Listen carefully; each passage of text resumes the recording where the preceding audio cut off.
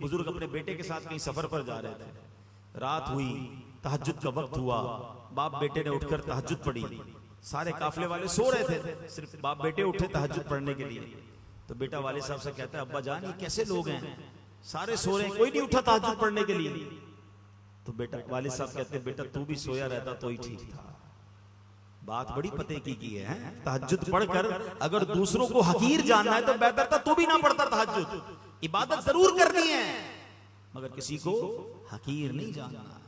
پھر مالدار پیسے ہوتے تو غریب سے تکبر کر رہے ہوتے ہیں، خوبصورتی بھی تکبر لاتی ہے، بندہ کہتا ہے میں خوبصورت، اس کا رنگ سانولا، طاقت تکبر لاتی ہے، میری باڈی اتنی مضبوط، میری اتنی طاقت، یہ بیچارہ کمزور، یہ میرے سامنے کیا کرے گا۔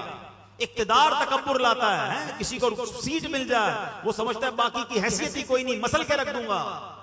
یہ اقتدار پر، دولت پر، خوبصورتی پر، طاقت پر تکبر کرنے والوں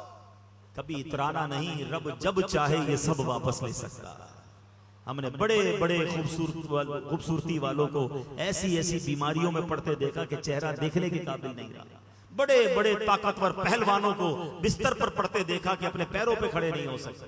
بڑے بڑے مالداروں کو راتوں رات کنگال ہوتے دیکھا ہے۔ بزرگوں سے پوچھو یہ جن کی زندگی گزری انہوں نے دیکھے ہوں گے ایسے کہ زکوٰۃ دینے والا دنوں کے اندر زکوٰۃ لینے والا بن جاتا ہے۔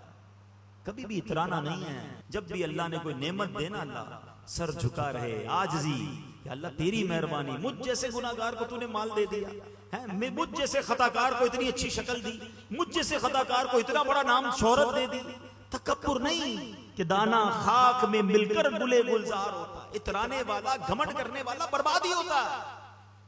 اللہ کرے یہ بات سمجھ آ جائے کہ تکبر اس کائنات میں ہونے والے سب سے اولین گناہوں میں سے گناہ ہے اور اس کا نتیجہ بربادی ہے۔ روایتوں میں آتا ہے تکبر کرنے والے کو قیامت کی دن چوٹیوں کی شکل میں لایا جائے گا اور لوگ ان کے اوپر سے چلتے ہوئے گزر رہے ہوں گے۔ یہ جو بڑے بڑے تکبر کرتے ہیں نا، غریب آدمی کو قریب نہیں آنے دیتے، کبھی بھی نہ کیجیے گا ایسے، بلکہ مشورہ دوں گا کہ جس کو کوئی منہ نہ لگائے،